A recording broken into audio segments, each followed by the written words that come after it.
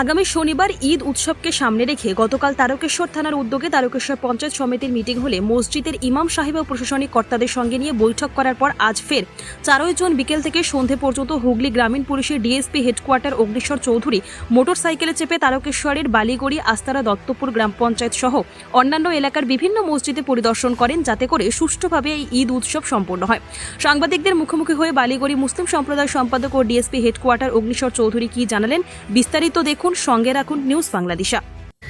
Sir, এই কদিন আগে দেখা গেল যে বিডিও অফিসে আপনারা একটা বৈঠক করলেন ইমাম সাহেবদের নিয়ে, আজকে এই বালিগড়ি সহ বিস্তীর্ণ এলাকা ভিজিট করছেন, কি বলবেন?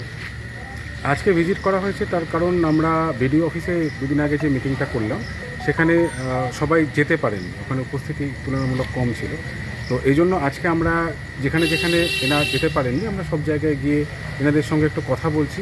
গভর্নমেন্টের যে গাইডলাইন আছে বা প্রত্যেক বছর যেরকমভাবে ট্র্যাডিশন মেনে করা হয় সেগুলো সম্পর্কে একটু ওনাদের ওয়াকিবহাল করছি, এবং কোথাও যদি কোনো রকমের সমস্যা থাকে তাহলে এনাদের সঙ্গে সেটা একটু কথা বলে জেনে নেওয়ার চেষ্টা করছি, যাতে করে শনিবার দিনের যে এনাদের উৎসব আছে সেটা যেন শান্তিপূর্ণভাবে এবং কোনো অনভিপ্রেত ঘটনা ছাড়া সুন্দরভাবে হয়। সেই জন্যই কি মূলত ভিজিট? এই জন্যই মূলত বিভিন্ন জায়গায় আমরা ভিজিট করছি। পুলিশের যে এই উদ্যোগ বারবার আসা, একটা জনসংযোগ করা, কীরকম লাগছে আপনাদের? আমাদের ভালোই লাগছে। আমরা অনেকটা বুঝতে পারছি যে আমাদের আইনত দিক দিয়ে আমরা অনেকটা হয়তো অজ্ঞ আছি এসব বিষয়ে, কিন্তু আপনাদের কাছে যেসব বার্তা আসছে সেই বার্তাগুলো আপনারা যেহেতু আমাদের কাছে পৌঁছে দিচ্ছেন এবং সেইগুলো নিয়ে আমরা অনেকেই ওয়াকিবল হচ্ছি, এবং আমরা চাইবো যে আমাদের যে সমাজ আছে সেই সমাজের মধ্যে আমরা এটাকে আলোচনা করে সেটাকে বিস্তারিতভাবে তাদেরকে বুঝিয়ে বলে দেওয়া, এইটা আমরা করছি। এবং আমাদের ইমাম সাহেব যে আছেন মসজিদের, উনিও এই যে 5 ওয়াক্ত নামাজ হয় 5 বার, সেই নামাজের মধ্যে দিয়ে শেষের দিকে অন্তত সবাইকে, যেসব ব্যক্তিরা নামাজ পড়তে আসেন তাদের প্রত্যেককে বুঝিয়ে বলে দেন যে এইভাবে চলবেন, এইভাবে গাইডলাইনটা দেন আর কি। এটা ইমাম সাহেব খুব ভালো রকম করেন আর কি। এই যে পুলিশ দেখা গেল যে কিছুদিন আগে বিডিও অফিসে নিয়ে আপনাদের বসলো, তারপরে এই যে আসছে এসে গাইড করছে, এইটা কীরকম লাগছে?